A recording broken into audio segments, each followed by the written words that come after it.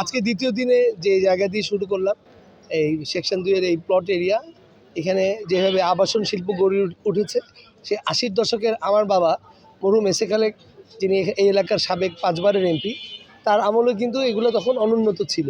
পরবর্তীতে আজকে যে দেখছেন এই আবাসন শিল্প সহ এলাকাবাসী, এরা অত্যন্ত বিবেকবান এবং তারা প্রত্যেকেই সচেতন নাগরিক। আমি তাদেরকে আমার ঐতিহ্য, তাদের এলাকার উন্নয়নে আমার অবদান, আমার পরিবারের অবদান, কেন আমাকে ভোট দিয়ে নির্বাচিত করলে স্থানীয় বাসিন্দা, স্থানীয় ছেলে হিসাবে, সন্তান, মিরপুরের সন্তান হিসাবে তাদের যে কোনো বিপদে আমি পাশে থাকতে পারবো, সেই অঙ্গীকার তারা সমর্থন দিয়েছেন যে আমার বাবার সুনাম আছেন এই এলাকার কল্যাণে, তাই তারা আমার কাছে তাদের আশা বা ভরসা দেখতে পাচ্ছে।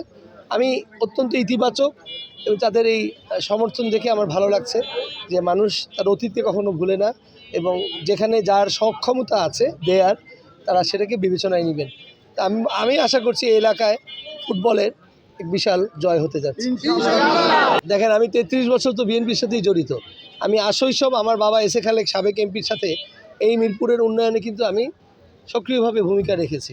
আমি নিজে গত 17 বছর যেভাবে এলাকাবাসীর পাশে ছিলাম, নেতাকর্মীকে ঐক্যবদ্ধ করে রেখে তাদের দুঃসময়ে তারা যখনই জেল জরিমানায় যেত, আমি কিন্তু তাদের পাশে আইনি সহায়তা সহ তাদের পরিবারের খোঁজ নিয়েছি।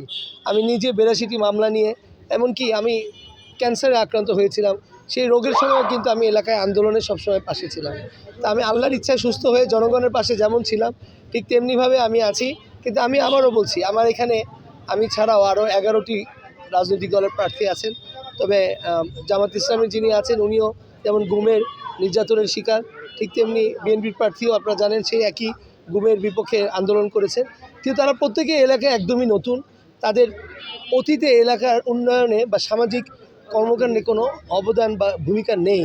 বিধায় আজকে এই যে এলাকা দেখছেন, এদের মানুষের ব্যবসা বাণিজ্য, পরিবার পরিজনের সুরক্ষা বা নিরাপত্তা দেওয়ার সক্ষমতা কতটুকু, তারা কিন্তু ভোটাররা এটা বিবেচনায় নিচ্ছেন।